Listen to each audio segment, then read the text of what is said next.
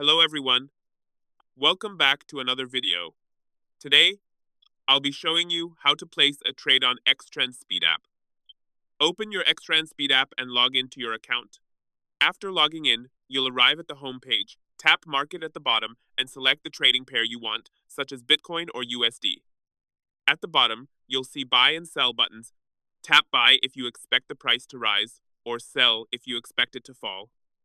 After selecting Buy or Sell, you'll reach the order screen. Choose your order type, market order, or limit order. Set your lot size by clicking the quantity box and entering the amount, for example 0.05. Then select your payment method, either credit or balance. If you want to add stop loss or take profit, turn on their switches. Set your levels and confirm each. Once everything is set, tap Open to place the trade. Your trade is now active and can be viewed under Positions. If you found this video helpful, don't forget to like and subscribe. Thanks for watching.